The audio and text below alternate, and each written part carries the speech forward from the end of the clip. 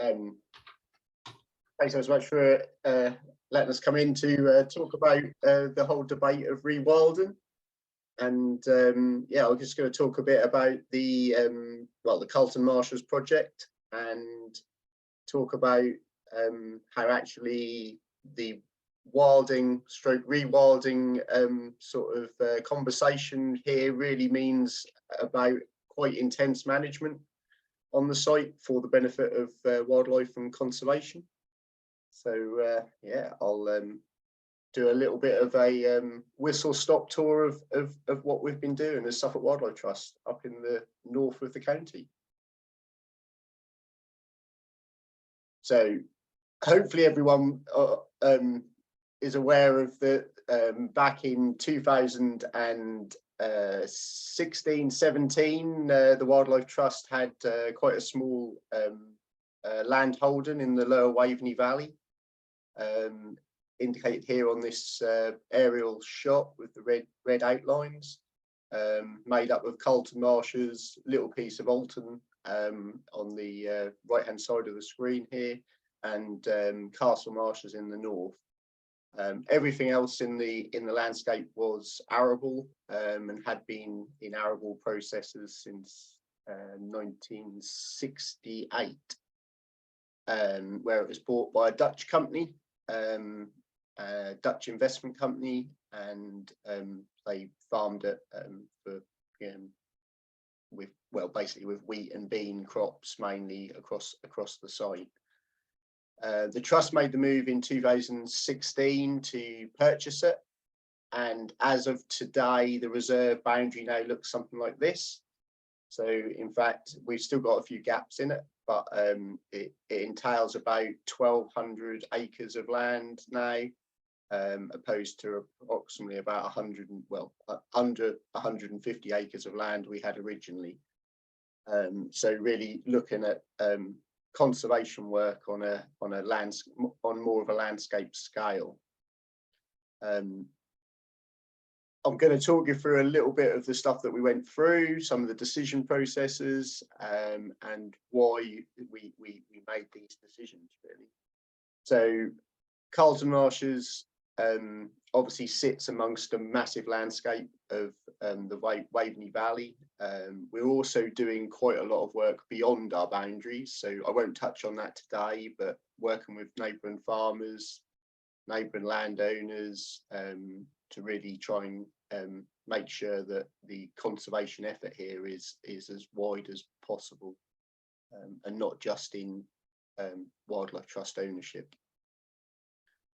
So we kind of start with this really, sitting in the Broads area, the largest wetland, and home to a quarter of the UK's rarest species. And this is where we kind of really started our journey with Carlton Marshes to decide, what we did and how we did it. Rather than a land purchase and allowing the nature to take the lead, I would say, we'd already got specifics of species that were important to the area and to the Broads that we really wanted to concentrate the conservation efforts on. So that meant having a look back at some of the land area historically. So you've got the photo here from 1945, where this is just a section of the reserve, Peato's Marsh.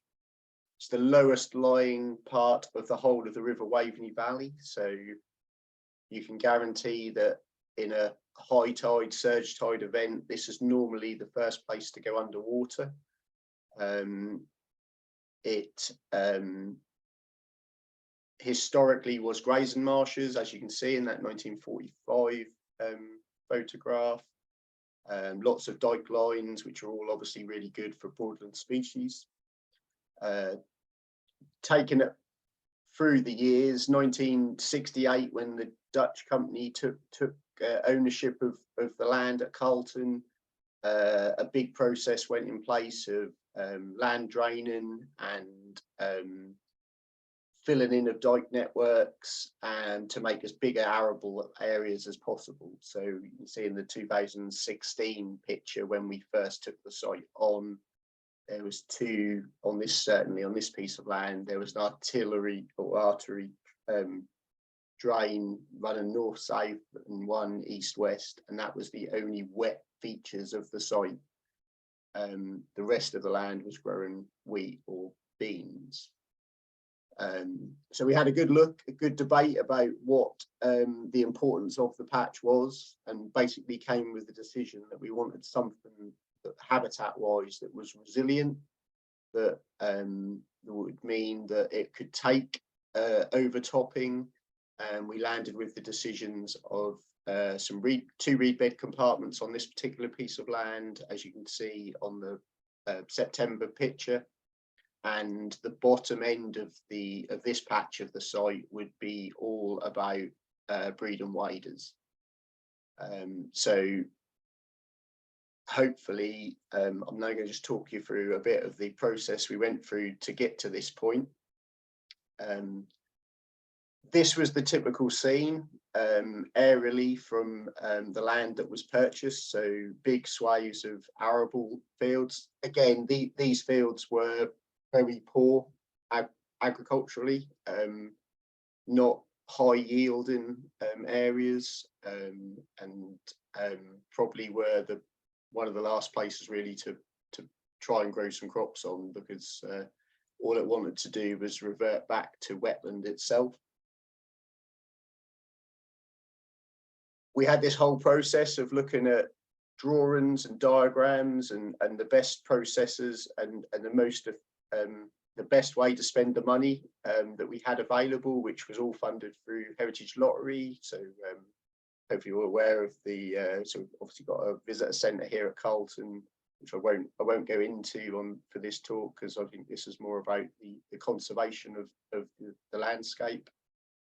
And what we really did was lots of this. So lots of diggers, Carlton Marshes from 2019, April 2019 to September 2019, pretty much looked like a building site. I think we had 14 of these big 14-ton machines on site, 4 or 5 dumpers, 3 bulldozers, and lots of people dressed in orange PPE. What was really interesting through the process, obviously we worked through the summer, so we did lots of mitigation for ground nesting birds, and actually we had a really productive and successful breeding season, even with all of this activity going on site, because the birds just took advantage of the destruction of and muddying up of the ground that the diggers were causing. So every time we mitigated for lapwing nesting somewhere and moved some excavation one way, as soon as the lapwing fledged their chicks, the chicks, all they wanted to do was feed around the diggers, because obviously there was nice fresh ground and lots of invertebrates for them to feed on. So really interesting time.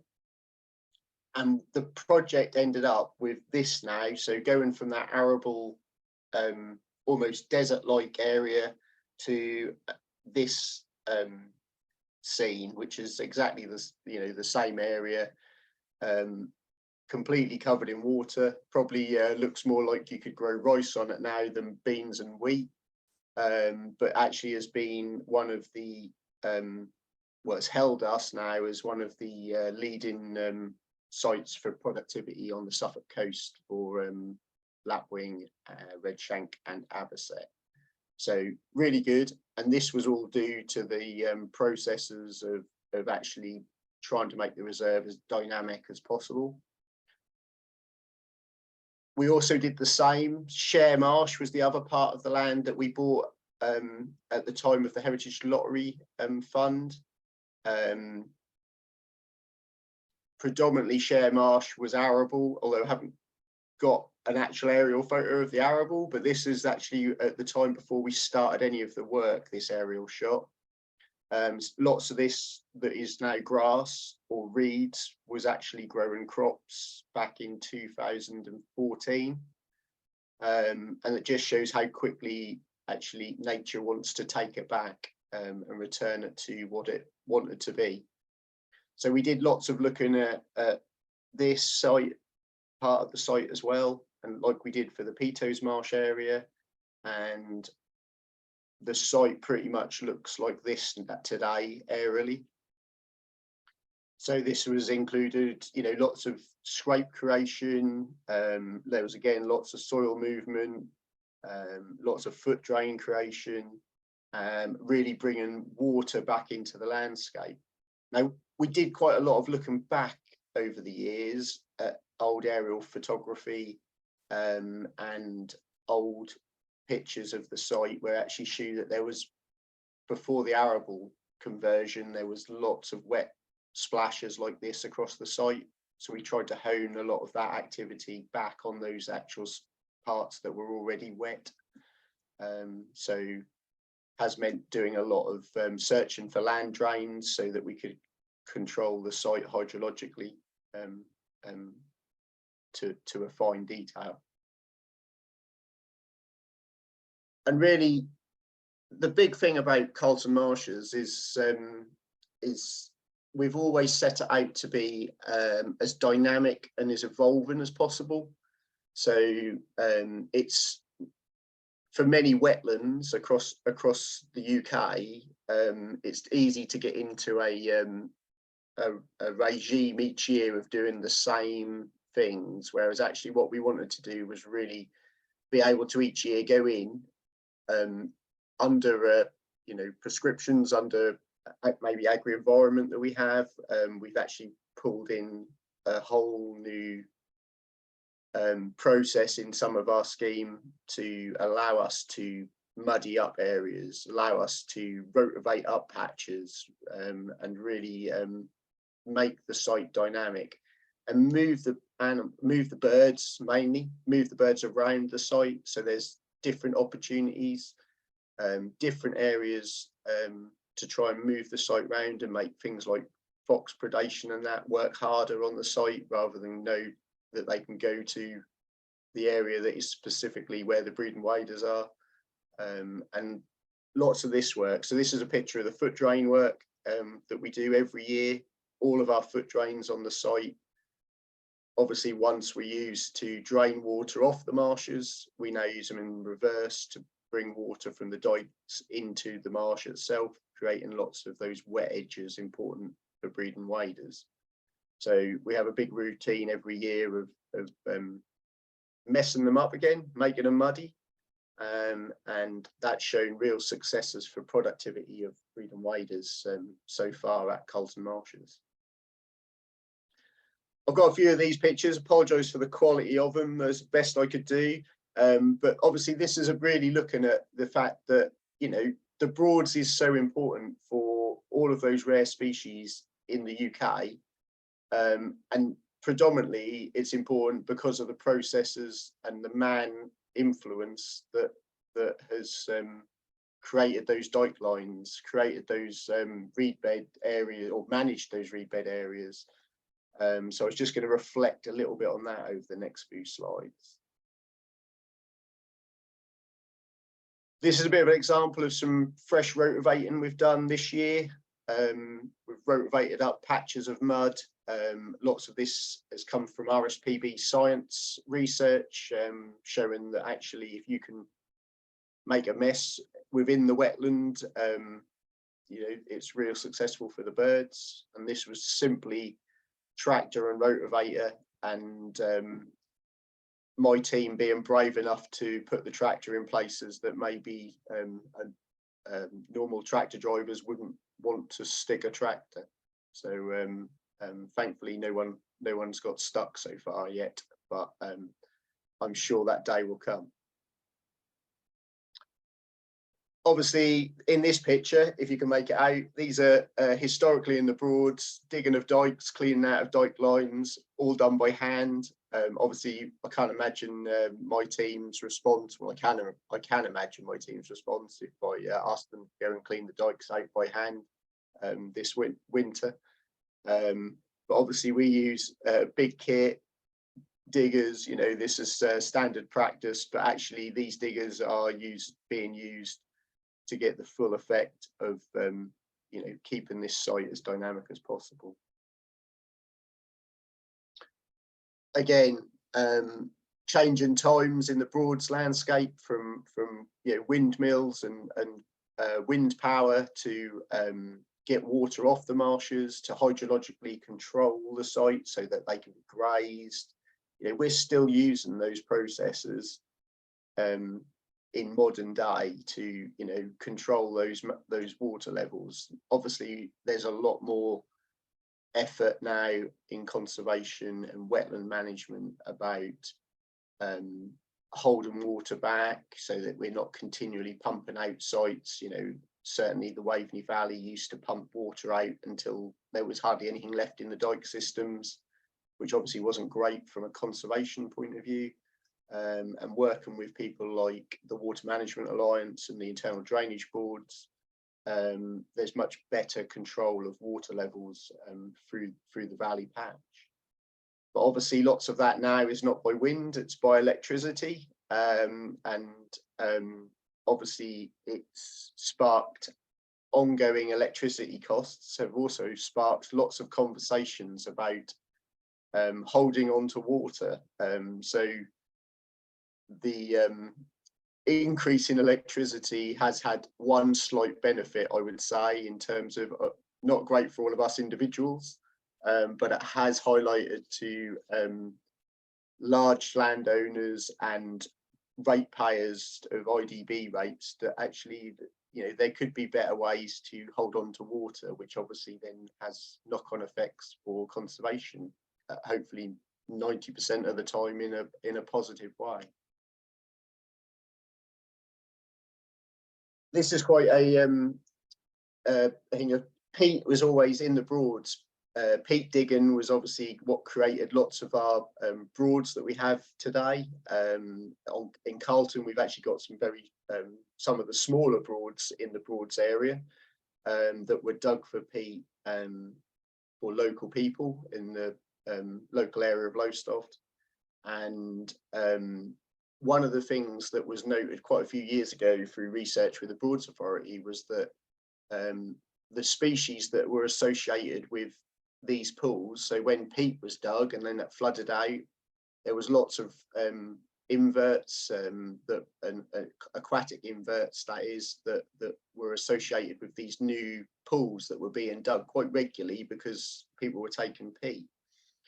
So one of the things we looked at a few years ago was actually the creation of these, so just turf ponds. So this is just a small depression in the peat surface where the peat's actually probably quite degraded from agricultural processes, where it's been dried out. We've just taken that top layer off, and with the new water level control around the site, we've been able to flood them out. And we've recorded lots of species. Some species on the reserve at Carlton were the first with Suffolk, but we had a handful of species that had been recorded only sort of 2 or 3 times across the whole county. And these species that were found in here in this sort of new pioneering habitat weren't being found in the dike lines next to it that adjoined these ponds. So it really showed the importance of these new water bodies that will be allowed to go through their full successional stages. Obviously, one of the big things across all of our wilding and rewilding kind of conversations is that we all recognise that without livestock in the landscape, lots of these habitat areas just aren't as important for wildlife, or don't reach their full potential. So we use, we've got a nice herd here of belted Galloways, but we have a variety of graziers that come in across the site between April and November. And we've really been working hard with some of the graziers to push their livestock into areas they probably wouldn't necessarily want to. This is a good example here in this photo where the belted Galloways were all pushed into the reed bed creation at Carlton Marshes. And unfortunately for the grazier, she spent a lot more time looking for her cows because actually they just disappeared in the reed bed, doing a really great job that actually in a natural system the herbivores would be doing.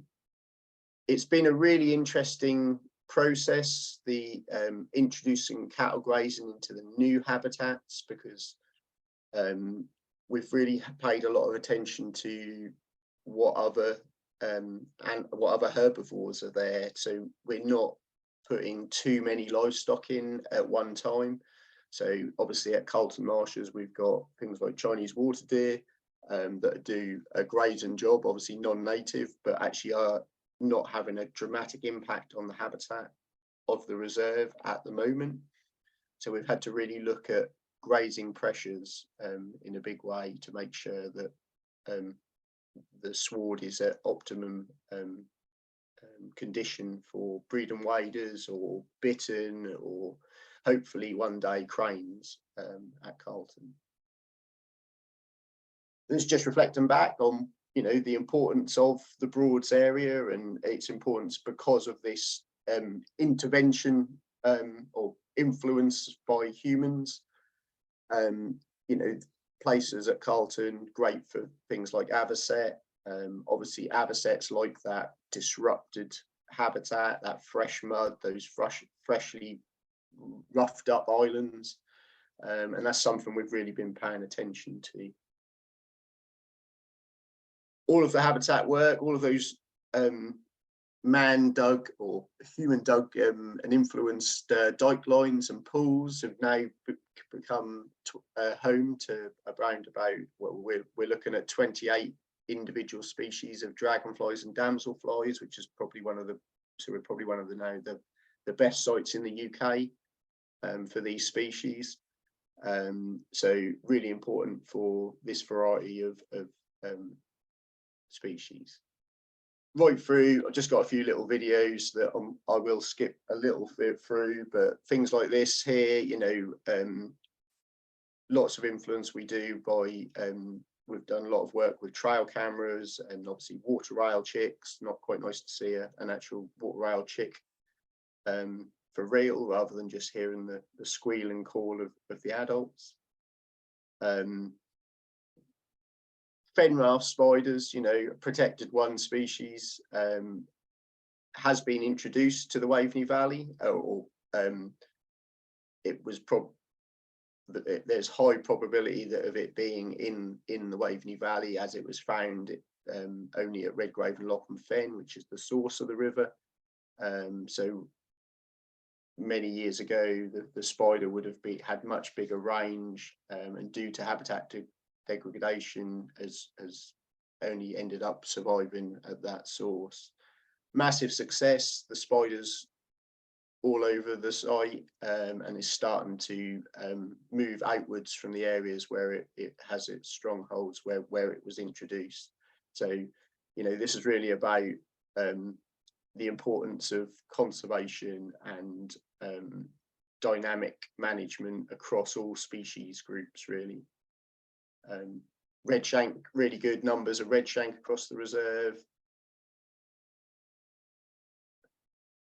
Breeding, obviously very difficult to know about how good productivity of redshank are, but we have plenty of activity of birds sitting out on gate posts and poles out on the site, watching over their youngsters and their territory. And this is one of the big ones. I mean, bittern now are, you know, pretty much part of the Broadland landscape again. You know, a bird that was in massive decline and very, very rare, you know, still a rare bird, but obviously regularly seen, and certainly regularly seen at Carlton Marshes. And this just is about really the concentration here of ensuring that, you know, management continues. Some examples here of, you know, dike work. Every year we carry out a routine of rotational dike management to make sure that the open water is sustained and the marginal vegetation can regrow and create that, again, that re-pioneering habitat. Things like wind pumps, bring them back in. Talked about wind earlier and electricity, but actually we're using wind pumps like they do in places like RSPB, Burney marshes and places to bring water out of the system and into the marshes to create that dynamic wet habitat.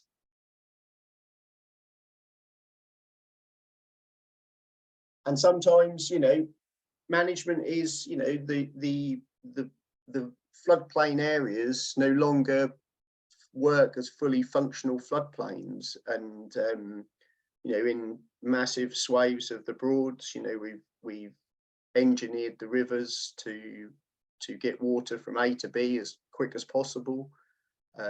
We've got Sheep Island here at Carlton that holds the water levels back, but occasionally Mother Nature does take the lead and decides that actually we're not quite as good as we thought we were at holding things back. And this last year we had this incident where the river was in or across the reserve, and on a daily occurrence, each time there was a high tide, we flooded out. And actually it did show that although the water quality was a concern, it didn't have a detrimental effect on the reserve, and the fluctuating water level throughout the day actually, you could see the birds and wildlife around taking full advantage of those massive areas of wet edges. So yeah, sometimes these kind of incidents aren't as bad as we may worry about.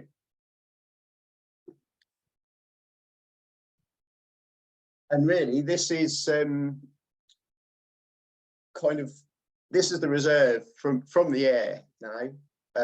Once upon a time, all that area of water that you see to the top left would have been dry, arable marshes with no wet features apart from the one dike up and down the middle of it.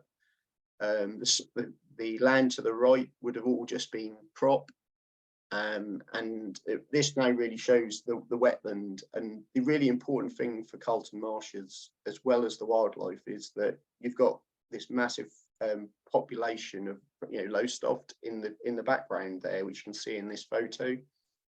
But you can also see beyond that the sea, you know, and actually this whole connection with Carlton marshes is probably an important stop point for wildlife. We see lots of bird movement up the coast, coming past places like Minsmere. For whatever reason, I'll let you decide. Everything sees the lights of Lowestoft and turns inland and heads to the Broads. And Carlton's now become that really important stopping point for a number of birds moving up and down the coast and into the Broads, and obviously vice versa. And it really shows the connection of all of these large-scale projects in the UK landscape. And this is just a quick thing that caught on a trail camera about a year ago. Well, actually, it was two years ago. It went long, about a year after the project finished. And I always think it's good when you feel like you get the seal of approval from the wildlife.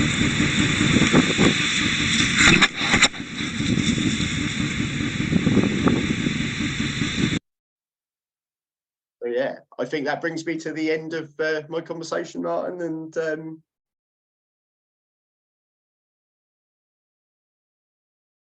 Pete Fox, can you see a way that livestock could replace the mechanical ground disturbance? Ground disturbance using livestock, something that we are looking at, and we actually are having a conversation with a neighbour who may be supplying us with some pigs for some concentrated messing up of the scrapes and areas. So instead of doing the large scale rotavating that we do with a tractor and rotavator, and obviously burning diesel, we'll actually be looking at trialing some areas where we'll probably be electric fencing in pigs specifically into some patches, let them have a good old tear up of the ground, and then we'll move them off site back to where they belong. So yeah, we are having a good think about how we can create more ground disturbance. Hazel Draper, can you envisage a time when nature, with herbivores, will be dynamic enough to need less human intervention? Or do you think it will always be needed to sustain it for nature, at the level you have now got it to? So again, personally, in terms of the reserve management, I think at the moment, even though we talk about places like Carlton Marshes being landscape scale stuff, things need to be bigger and wider spread in the landscape. So I don't think for some of the reserves within, whether it be RSPB management or Wildlife Trust or Natural England or whichever, I think we're just not big enough at the moment from a conservation point of view to allow herbivores to be, doing that kind of management. At the moment, we're trying to get optimum conditions out of areas of reserves for specific species, which means, concentrating them into areas. So I think, it's a challenge. It needs more of a landscape buy-in, I would say, across the UK. Emma Hay would like to know more about your grazing management, levels, challenges, targets, etc. So obviously because Carlton was taken from, we had the existing land, which was site of special scientific interest, which had a regime of grazing, which we've continued. The advantage we've had a little bit of the new land is obviously it was arable. It didn't have any conservation status, didn't have any designation, and we've slowly just been we started off with very small numbers, really small livestock units per hectare, and we've just slowly been building on them each year as the reserve has developed. You're adding 1 or 2 cows each time, maybe to an area, and going forward, I mean, our target is to get that mosaic of habitat across that, whether it be grazing marshes or whether it be reed bed. Those, the most important part of any habitat is those edges and grazing areas, where the cows might intensively graze next to an area of taller sward. They're all so important for the whole suite of species. So our efforts are literally that broad brushed, I would say, at the moment. We have entered into countryside stewardship on the land and worked really closely with our Natural England advisor to pull in as much flexibility as we can over the next 5 years to keep developing the habitat and keep it as dynamic as possible. Adam Gretton, could you say a bit more about habitat connections to the west, please? Will Carlton link to the Waveney and Little Ouse landscape recovery project? Okay. Oh well, if it was my choice, then yes, definitely.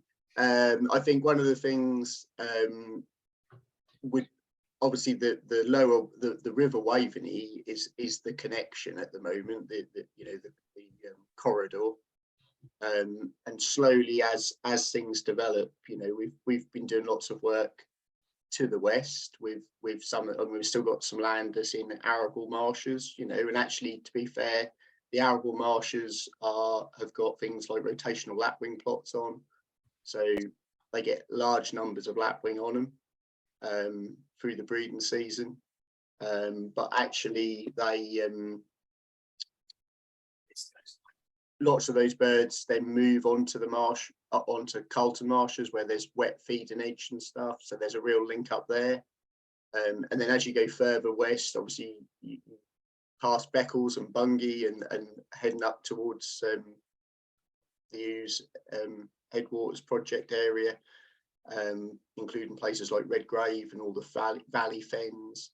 So I think slowly there's much more emphasis on linking up the whole corridor, but obviously there's probably going to be a lot of years of changing prescriptions on those land areas to benefit wildlife. Joan Hardingham, the Waveney is a beautiful river valley and, like the Stour Valley, has received a lot of attention for improvements. How can attention be turned to less charismatic rivers like the Jip-Ping to improve them for nature? I think it's I don't know, places like less charismatic rivers. I think all rivers are important for nature because they're the base of that. They're that first corridor of that joins everything up. You know, it doesn't matter whether it's Suffolk Wildlife Trust owning a piece of land next to John Smith, the farmer, or a private landowner. So I think all rivers have played their part in improving people's connection with conservation or joining up that landscape scale stuff. And actually a lot of those areas really just need to have some, I don't know, maybe some species focus, you know, work that, like, you know, John's doing on his farm. You know, wouldn't necessarily matter of the farm on the edge of the Gippon, say, or each side of the Gippon. You know, if landowners there could do the same sort of thing that John's doing on his farm, then actually it ends up being that massive landscape approach.